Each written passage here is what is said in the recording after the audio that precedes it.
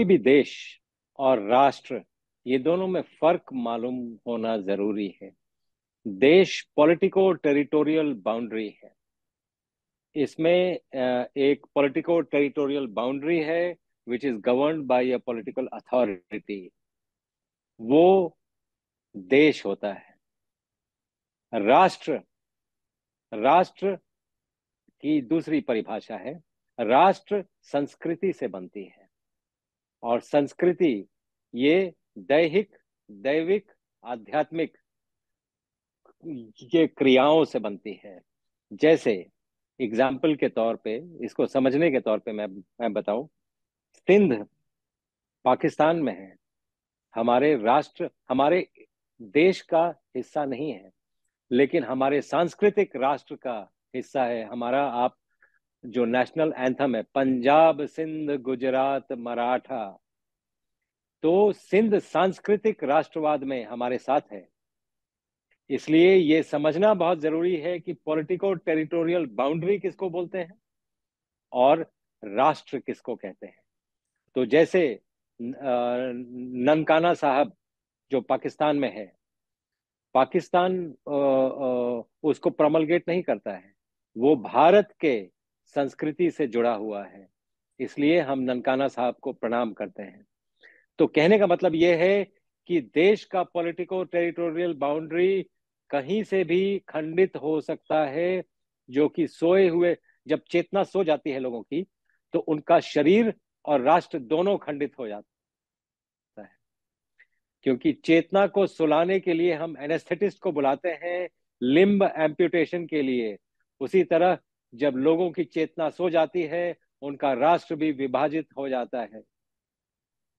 जो इसलिए वो चेतना को जगाना बहुत जरूरी है। और वो चैतन्य पॉलिटिको टेरिटोरियल बाउंड्री से नहीं मिलेगा, वो राष्ट्रवाद से मिलेगा। और इसलिए हम ये प्रोग्राम कर रहे हैं, क्योंकि बहुत कंट्रोवर्सीज चले हैं। इंडिया होना चाहिए, भारत होना चाहिए। आज मैं कोशिश करूंगा आपके इस पॉडकास्ट के माध्यम से ये बात क्लियर करने की कि भाई ये है क्लैरिटी। बाकी लोगों के ऊपर छोड़ दिया जाए कि वो क्या चाहते हैं। इंडिया किसको कहते हैं, भारत किसको कहते हैं, ये दोनों अलग अलग परिप्रेक्ष्य में अलग अलग दृष्टि, अलग अलग दृष्टिकोण है। तो ये मैं दोनों दृष्टिकोण में कोशिश करूंगा स्लाइड्स के माध्यम से ये पूरा का पूरा चीज लोगों के मन में बैठ जाए कि एक्चुअली हम किस चीज की बात कर रहे हैं। और जो लोग कहते हैं व्हाट्स इन अ नेम, क्योंकि इंग्लिश बोलने की प्रथा चल पड़ी है, तो वो कहने लगे व्हाट्स इन अ नेम। तो मैं उनको ये कहना चाहता हूं कि there is everything in a name. What's in a name English के वर्ड पे ना जाएं, there is everything in a name. अगर नहीं समझ में आता है तो अपना नाम गधा रख लीजिए और देखिए व्हाट्स इन अ नेम, तो आपको बात समझ में आ जाएगी कि नाम से बहुत कुछ चेंज हो जाता है। आपका भाव, आपकी भावना दोनों चेंज हो जाती है। और भाव और भावना जब चेंज होती है, तभी राष्ट्र चेंज होता है। जी। तो भारत वर्सेस इंडिया क्या रखना चाहिए, तो ये मैं आपको दिखा रहा हूं एक पॉलिटिको टेरिटोरियल बाउंड्री, जिसको हम भारत कहते हैं, जिसको हम इंडिया कहते हैं। तो आप अगर भारत की बात करें, चेतना की बात करें, राष्ट्र की बात करें, तो ये भूभाग नहीं है।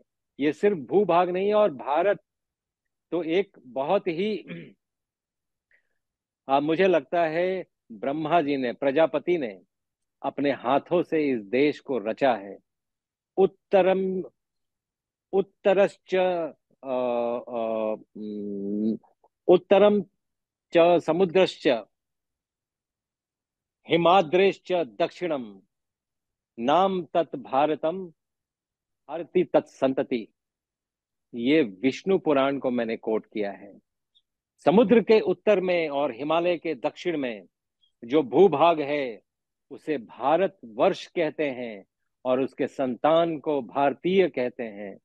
और विष्णु पुराण कंजर्वेटिव एस्टिमेट से 5,500 साल पहले लिखा गया है। कंजर्वेटिव है, एस्टिमेट से, हमें पता है वो लाखों साल से है। इसीलिए प्रजापति ने रचा है इस देश को, और इस रचना में जो आपकी भूमि है, भूभाग है, वो वो आपका देश है, और आपकी संस्कृति उसका मन है, और लोग उसके प्राण हैं। तो संस्कृति भी चाहिए, प्राण धारा भी चाहिए, तब जाके देश राष्ट्र बनता है। तो वो मैंने दिखाने की कोशिश की अपने पहले स्लाइड में। मैं दूसरे स्लाइड में जाना चाहूंगा, जहां पर आप देखिए, ये हम सिर्फ भूभाग की बात नहीं कर रहे हैं, ये एक चेतन प्राण ऊर्जा है जो कुंडलिनी की तरह सजग है। कुंडलिनी जो आपका मूलाधार से सहस्त्रार तक ट्रैवल करती है।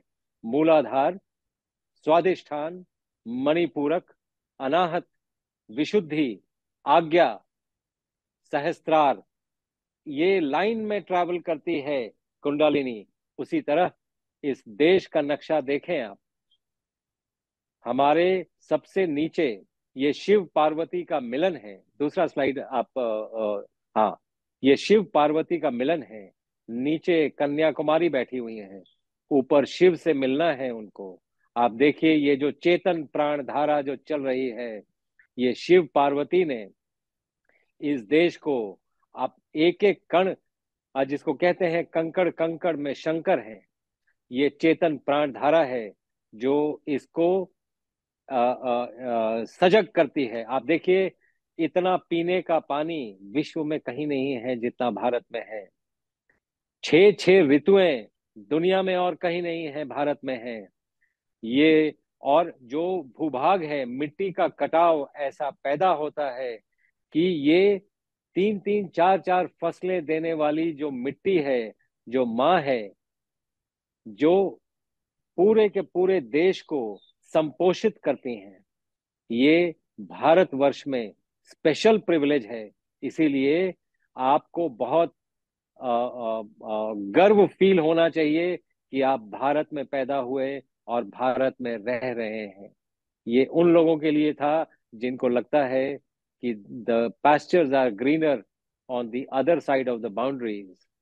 उनके लिए ये जानना बहुत जरूरी है कि भारत जैसा कोई देश विश्व में एग्जिस्ट ही नहीं करता है, जहां पर रोज सुबह सूरज उगता है और शाम को ढलता है। ऐसा प्रिविलेज बहुत कम देशों के पास है। बहुत कम देशों में सुबह सूरज नहीं उगता है, शाम को सूरज नहीं ढलता है। वो वैसे ही टाइम मेंटेन करते हैं और जिंदगी काट रहे हैं। भारत में ये आम बात है, और सूरज नहीं तो ग्लूमिनेस आ जाएगा, पूरे विश्व में अंधेरा छा जाएगा। The only source of energy on planet Earth is the sun। तो ये भारत भूमि का मैं एक बैकग्राउंड देना चाह रहा था। Next slide please. तो आप देखिए, ये कुंडलिनी जो प्राण धारा है, जो ये चलती है, 72,000 नाड़ियों से चलती है ये पूरा शरीर। उसी तरह देश हमारा, नेक्स्ट स्लाइड प्लीज, 72,000 नदियों से चलता है, ये संपोषित है भारत देश हमारा, जिसमें वो प्राण ऊर्जा चलती है। जहां पर जहां पर कुंडलिनी की एनर्जीज मिलती हैं, उसको शरीर में चक्र कहते हैं और देश में प्रयाग कहते हैं। वहां पर एनर्जीज बहुत ज्यादा होती हैं, जहां पर कुंडलिनी की जो ये नाड़ियां हैं जहां पर मिलती हैं, एनर्जीज वहां पे बहुत ज्यादा होती हैं। नदियां हमारी जहां पे मिलती हैं, वहां पर एनर्जीज, प्रयागों पे एनर्जीज बहुत ज्यादा होती हैं। इसका आपको एग्जाम्पल मिलेगा, हमारे जितने भी ग्रंथ हैं, वेद से लेके आज तक प्रयागों पे लिखे गए हैं। और प्रयागों में क्योंकि वो शक्ति बहुत ज्यादा होती है, ऊर्जा बहुत ज्यादा होती है। तो ये मैं ये बताना चाह रहा था, देश को शरीर से कंपेयर करना चाह रहा था। योग भूमि भारत, बाकी सब भोग, बाकी सब भोग भूमिया। ये मैं नहीं कह रहा हूं, ये विष्णु पुराण में लिखा है। योग भूमि भारत है, बाकी सब भोग भूमिया है। दोनों में फर्क क्या है? योगी शरीर में देश ढूंढते हैं, और भोगी देश में शरीर ढूंढते हैं। ये एक डीप स्टेटमेंट है। मैं चाहूंगा आप इस बात को एनालाइज करें। योगी शरीर में देश को ढूंढते हैं और भोगी देश में शरीर को ढूंढते हैं। ये एक डीप स्टेटमेंट है। तो एनीवे, ये भारत भूमि है। आप देखिए, जिसका आज जिसके चरण समुद्र में हो, जिसका भाल हिमालय पे हो, ऐसी भूमि सिर्फ भारतवर्ष है और कहीं नहीं है। शंकर की शंकर भगवान के चरण आप देखिए, ये समुद्र में है और उनका सर हिमालय में है। और ये भारत भूमि है। जहां जहां पे ये नृत्य वो अब वो कर रहे हैं, वहां वहां पे ज्ञान की वर्षा हो रही है। क्योंकि आप जो भाषा यूज करते हैं, जो लोग पाणिनि अष्टाध्यायी जानते हैं, वो जानते हैं कि शिव सूत्र से ही, शिव सूत्र के जालों से ही पूरा का पूरा जो लैंग्वेज है, दुनिया का लैंग्वेज, भाषा आप चाहे जो भी कहते हैं, भाषा आपकी कोई भी हो सकती है। चाहे वो इंडियन भाषा हो, कोई इंडियन रीजनल भाषा हो, कोई इंग्लैंड की भाषा हो, दुनिया में कोई भी भाषा हो, वो भाषा का जो सूत्र है वो पनिनी के आपको उस शिव सूत्र से ही मिलेगा, जो 14 सूत्र हैं जो ये भाषा देते हैं। तो ये सारे प्रोनाउंसिएशंस यहीं से शुरू हुए हैं। और जहां जहां पर ये डमरू की धमक चलती है, वहीं पे ज्ञान की वर्षा होती है। और ज्ञान का देश भारत है। पूरी दुनिया में भारत ज्ञान का देश इसलिए है। आप आज भी वीजा में, आप अगर किसी को जानते हैं, किसी को पूछिए, जो भारत में, भारत से वीजा दिया जाता है, 70% लोग भारत क्यों आते हैं? वो बिजनेस करने नहीं आते हैं, वो आध्यात्मिक ज्ञान के लिए आते हैं। किसी वीजा वाले को पूछिए, वो आपको बताएगा कि आज भी 70% जो बाहर से लोग भारत में आते हैं, वो ज्ञान ढूंढने आते हैं। पूरे विश्व को पूरे विश्व को ये पता है कि ज्ञान जो है वो भारत में ही मिलेगा। जिन बातों को शब्दों से बांधा जा सकता है, उसको अपरा विद्या कहते हैं। जिन बातों को शब्दों से नहीं बांधा जा सकता है, उसको परा विद्या कहते हैं। इसको समझने के लिए विद्या और अविद्या समझे। अपरा विद्या विद्या है, विद्या वो है जो मोक्ष के तरफ ले जाए, और अविद्या वो है जो कॉमर्स के तरफ ले जाए। जैसे कोई डॉक्टर बनता है, इंजीनियर बनता है, चार्टर्ड अकाउंटेंट बनता है, ये अविद्या है। ये पराविद्या है, ये अपराविद्या है। जहां पर आप कॉमर्स कमाने के लिए विद्या पढ़ रहे हैं। विद्या जो जो पराविद्या है, वो आपकी सोच के परे है, और वो भारत भूमि में ही मिलती है। और वही ढूंढने 70% लोग पूरी दुनिया से भारत भूमि में आते हैं। इसको अगर इंडिया आप कहना चाहते हैं, तो वो बात में वो गंभीरता नहीं आएगी जो भारत में है। भारत में वो गंभीरता आती है जब आप ये शब्द यूज करते हैं। भा मतलब ज्ञान। ज्ञान में जो कार्यरत हैं, उन्हीं को भा उसी भूभाग को भारत कहते हैं, और उसके संतान को भारतीय। जी, दूसरा स्लाइड। तो आप देखिए, जो आपके ये है शारदा पीठ, जो आपके मस्तक में है। इस देश के मस्तक में शारदा पीठ है। अनफॉर्चुनेटली ये पाकिस्तान ऑक्युपाइड कश्मीर में है। आप देखिए, इस भूभाग को क्या बना दिया है उन लोगों ने। आनो भद्रा कृत्वो यंतु विश्वतः वाली नदियों को आतंक की घाटियां ये बना के छोड़ दिया गया है। इसमें ज्ञान की धारा यहीं से बहती थी। आज भी जो लोग बीएचयू से ग्रेजुएट और पोस्ट ग्रेजुएट हैं, वो जानते हैं कि उनको डिग्री सर्टिफिकेट लेने के पहले उनको तीन तीन तीन कदम उत्तर की तरफ चलाया जाता है। वो वहां पे प्रणाम करते हैं शारदा पीठ को। उसके बाद वापस आते हैं और सरस्वती वंदना करते हैं, तब सर्टिफिकेट मिलता है। ये भारत है, ये भारत का ज्ञान है। ये भारत की भूभाग में ये ज्ञान कैसे फैला हुआ है, ये आपको बताने का प्रयास है। जी, नेक्स्ट स्लाइड सर।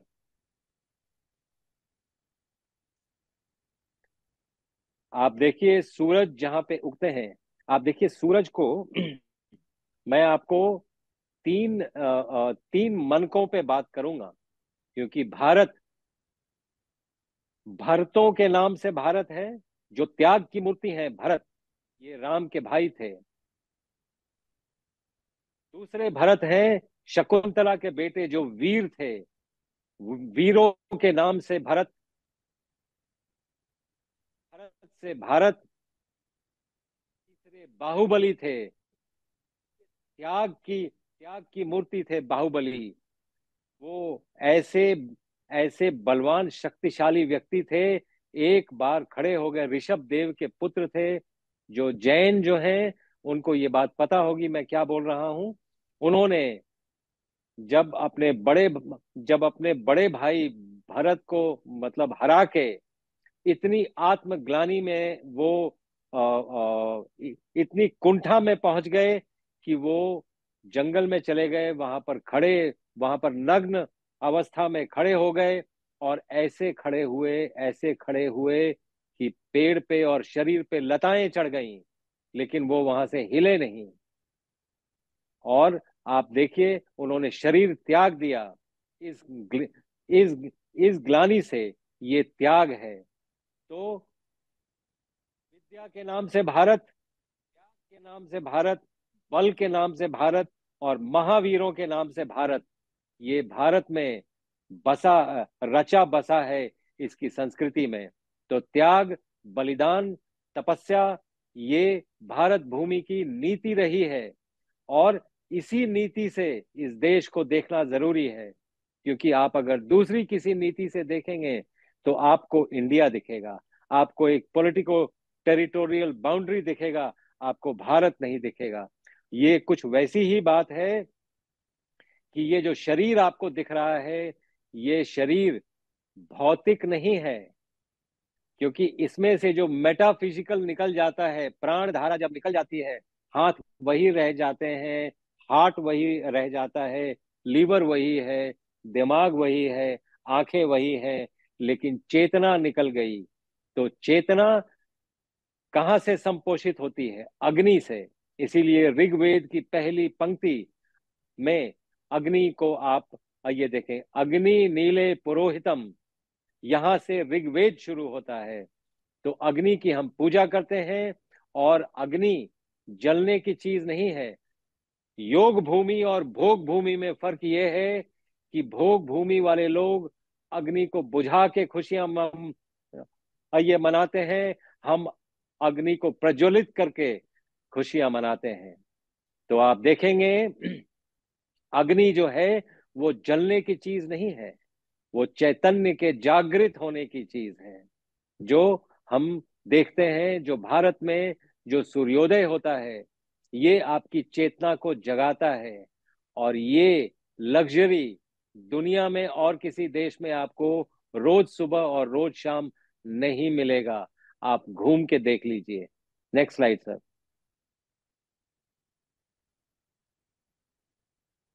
तो ये आप देखिए, जब चेतना सो जाती है, वो इंडिया वाले मैप पे आए सर। जब राष्ट्र की चेतना सो जाती है, राष्ट्र विभाजित हो जाता है। आप देखिए, दो दो इस्लामिक स्टेट्स हमने इस भूभाग से निकाले हैं।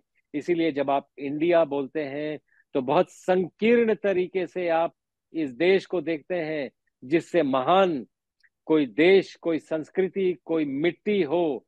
मिट्टी को हम माँ कहते हैं, क्योंकि ये बातें हम भूल चले हैं। आप देखिए, ये मैं अपने मन से कोई बात बोल ही नहीं रहा हूं। हमें मिट्टी में इन्फेक्शन दिखता है, दुनिया में सभी को। वो भूल चले हैं इस मिट्टी से आप बने हैं। इस मिट्टी में वो ताकत है जो एक बीज को पेड़ बना देती है। आपको सिर्फ इन्फेक्शन दिखता है, यही होता है खंडित दृष्टि और खंडित दृष्टिकोण का परिणाम। तो आपकी दृष्टि इतनी खंडित होनी नहीं चाहिए। भारत को देखने का नजरिया आपका भारतीय का होना चाहिए। उस माँ से प्यार होना जरूरी है। मुझे एक और पूजा पद्धति दिखा दी जाए जिसमें पूजा पद्धति में आप अपने देश का नाम लेते हैं। मुझे एक और पूजा पद्धति दिखा दी जाए। सनातन पूजा पद्धति में आपने ये देखा होगा कि जब हम पूजा पे बैठते हैं रोज, उसमें देश का नाम लेते हैं। अ, जम्बू द्वीपे भारत खंडे अमुक प्रांते अमुक ये गृह, ये हम एड्रेस बताते हैं अपना कॉस्मोस को। और काल में भी जाते हैं, कालखंड बताते हैं किस कालखंड में कहां पर मैं बैठा हूं। टाइम एंड स्पेस में हम ब्रह्मांड में हो जाते हैं। पूरे के पूरे कॉस्मोस को हम हम बताते हैं कि हम यहाँ पे बैठे हैं। अगर कॉस्मिक एनर्जीज भेजनी है, उसका एड्रेस लोकेशन जीपीएस के हिसाब से हम अपनी पूजा पद्धति में इंक्लूड करते हैं। जीपीएस तो आज लोगों ने जाना है, हम बहुत सालों से जानते हैं। और यही ज्ञान है जिसको अर्जित करने के लिए लोग भारत की तरफ रुख करते हैं। तो युगों युगों से किसी का कैलेंडर 1400 साल पुराना है, किसी का कैलेंडर 2000 साल पुराना है। हमारा कैलेंडर 1.97 बिलियन ईयर्स का है। मैं रिपीट करता हूं, अगर किसी को सुनने में कोई गड़बड़ी हुई होगी तो 1.97 बिलियन ईयर्स का हमारा कैलेंडर है। हमारा जो युधिष्ठिर संवत है, युधिष्ठिर के टाइम से अभी तक चल रहा है। वही देख के आप ये बताते हैं कि दीपावली कब है, होली कब है, छठ कब है। ये सारा कुछ आप उसी संवत से देखते हैं, युधिष्ठिर संवत से आप देखते हैं। लेकिन वो सभी कुछ बताता है, वो सारा कुछ, कि चंद्र ग्रहण कब लगने वाला है, सूर्य ग्रहण कब लगने वाला है, ये दुनिया में कौन बताता है? नासा की ऑब्जर्वेटरी बताती है। नासा कब एस्टेब्लिश हुआ था? 1950 में। हमारा कैलेंडर कब से चल रहा है? युधिष्ठिर के टाइम से आज तक का तो रिकॉर्ड है, हर साल का रिकॉर्ड है हमारे पास। तो ये है भारत की महानता, ये है भारत। और इसको आप अगर इंडिया बोल के संकीर्ण करना चाहते हैं, या उसको बहुत बाई द वे लेना चाहते हैं, वो मैं चॉइस आप पे छोड़ता हूं कि इसका नाम दूसरों का दिया हुआ नाम से होना चाहिए।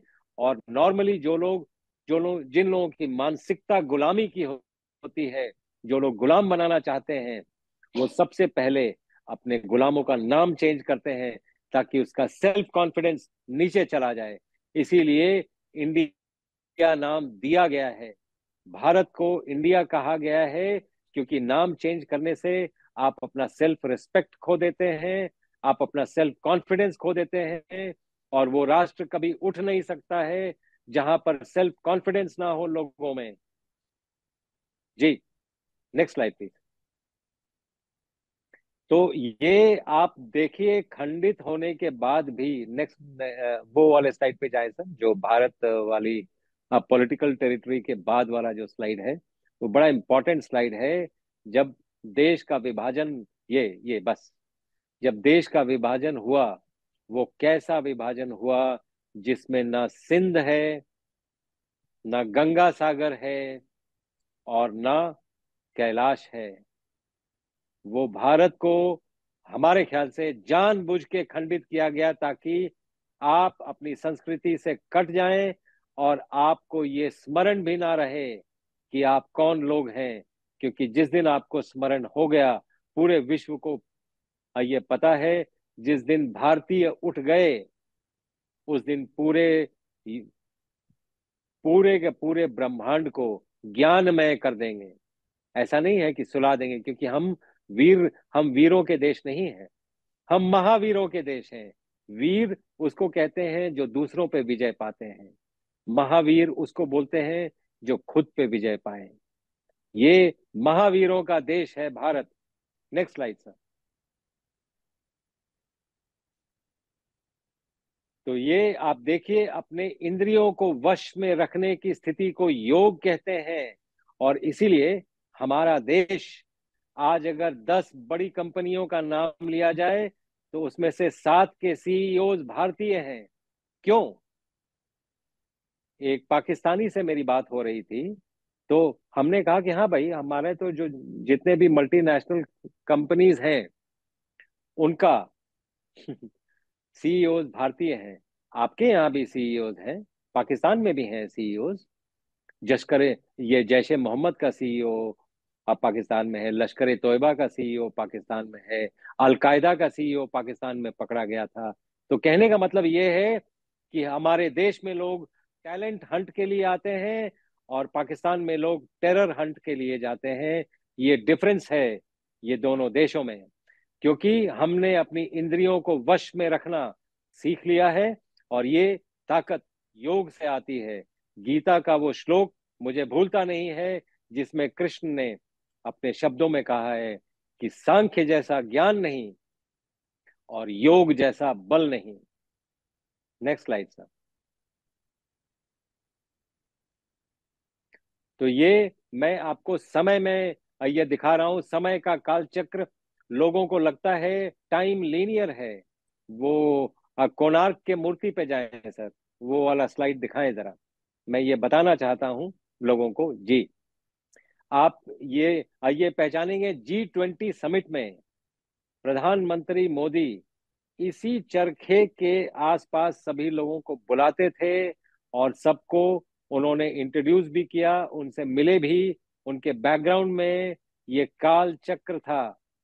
काल टाइम लीनियर है, ये पूरी दुनिया को पता है। भारत के लोगों को पता है काल चक्रीय है। इसको समझने के लिए कैसे समझेंगे, क्योंकि इसमें कंट्रोवर्सी है। कंट्रोवर्सी नहीं होना चाहिए। जैसे कोई साइकिल पे चल रहा है तो साइकिल पे एक जगह से दूसरे जगह चलेगा, वो जो व्हील घूम रही है वो वहीं पे घूम रही है, लेकिन आप डिस्टेंस कवर कर रहे हैं। तो जो जिन लोगों को सिर्फ वो डिस्टेंस, उसका सर दिख रहा है, एक स्थान से दूसरी स्थान चला गया, उनको टाइम लीनियर दिखेगा। जिन लोगों को साइकिल का पहिया दिख रहा है उनको काल चक्रीय दिखेगा। और काल चक्रीय है। आध्यात्म में इतिहास सदा वर्तमान है। इसीलिए रामायण और महाभारत आज भी आपके अंदर घटित हो रहा है। आपको देखने की दृष्टि और दृष्टिकोण चेंज करनी पड़ेगी, तब आपको ये बातें समझ आएंगी। Next slide sir. हिमालय है ये। आप देखिए, ज्ञान की ये स्थिति है कि जल को ट्रेन करने के लिए, जल को हम ट्रेन करने के लिए भारत भूमि ने मेघालय बनाया है, जहां पर मेघों की मेघों का विद्यालय है वो मेघालय। जहां पर मेघ होते हैं वहां से वर्षा होती है। वर्षा को क्या क्या करना है, इस भारत भूमि को कैसे उपजाऊ करना है, ये सारा कुछ ट्रेनिंग मेघों को दिया जाता है मेघालय में। पानी को बर्फ कैसे बनना है, ये ट्रेनिंग हिम को दिया जल को दिया जाता है हिमालय में। और इसी तरह शिवालय भी है, इसी तरह विद्यालय भी है। तो ये भारत में संभव है। और हिमालय को आप सिर्फ एक पर्वत श्रृंखला ना समझें। हिमालय पूरी दुनिया का, पूरी दुनिया में कैसा मौसम रहेगा ये तय करता रहा है, करता है और करता रहेगा। हिमालय से ही तय होता है कि इस दुनिया में कैसे कैसे मौसम आएंगे, कैसे कैसी चीजें चलेंगी। और इसी हिमालय से टकरा के जो बादल हैं वो भारत भूमि पे बरस जाते हैं और भारत भूमि को उपजाऊ करते हैं। ये प्रकृति का, आप ये देखिए, इतना ज्यादा शुद्ध, इतना ज्यादा प्रकृति ने ऐसा लगता है सब कुछ लुटा दिया है भारत पे। Next slide sir. Next slide. जी, मैं ये मेघालय दिखा रहा था, हिमालय दिखाया मैं। विद्यालय और शौचालय। शौचालय क्यों क्यों जरूरी है? क्योंकि शौच के बाद ही आप ध्यान में बैठ सकते हैं। अगर कॉन्स्टिपेटेड हैं तो ध्यान में नहीं बैठ सकते हैं, आप अनकंफर्टेबल होंगे। इसीलिए शौच जरूरी है। उसकी ट्रेनिंग शौचालय में दी जाती है। जी, तो ये बोलते हुए I want to rest my case, India versus Bharat. अब मैं आपके ऊपर छोड़ता हूं, आपके दर्शकों पे छोड़ता हूं, उनके क्वेश्चन आंसर्स पे छोड़ता हूं। एक और चीज जो एक आप स्लाइड दिखा रहे थे वो मैं ये बताना चाहता हूं। ABCD तो सब लोग जानते हैं, इंग्लिश स्पीकिंग लोगों को मालूम है, फ्रेंच स्पीकिंग लोगों को फ्रेंच भाषा मालूम है, जो हिंदी भाषा भाषी हैं उनकी उनको संस्कृत की ये लिपि मालूम होगी। क से लेके ह तक आप अगर बोलेंगे, मेरे पीछे पीछे बोल के आप देख सकते हैं, जब आपका टंग पीछे जाता है, जहां पर आपका आ, ये जो वायु नाभि से उठती है, कंठ जहां पे लगता है तालू पे, वहां से कंठ फूटता है, तो पहला शब्द क आएगा। तो क ख ग घ अंग, आप देखिए जीभ एकदम तालू के पीछे में लग रही है। उसके बाद वो जीभ आगे आती है, च छ ज झ य। उसके बाद वो जीभ और आगे आती है, तालू पे लगती है, ट ठ ड ढ ण। उसके बाद जीभ दांतों पे आती है, त थ द ध न। उसके बाद जीभ बैठ जाती है, प फ ब भ म। बात लिप्स पे आ जाती है, उसके बाद लिप्स खुल जाते हैं, य र ल व श स स ह। आप देखिए इतनी साइंटिफिक भाषा, भारत की भाषा है ये, इसीलिए संस्कृत को जननी कहते हैं। और इसको मैं रोकूंगा पृथ्वी सूक्त बोल के। पृथ्वी सूक्त है, माता भूमि पुत्रो अहम पृथ्विया। ये भूमि मेरी माँ है और मैं इसका संतान हूं। जी, thank you doctor Ranjan, and that was my presentation. I leave it on the people to realise, analyse and come to a conclusion whether they want India as a name or Bharat as a name.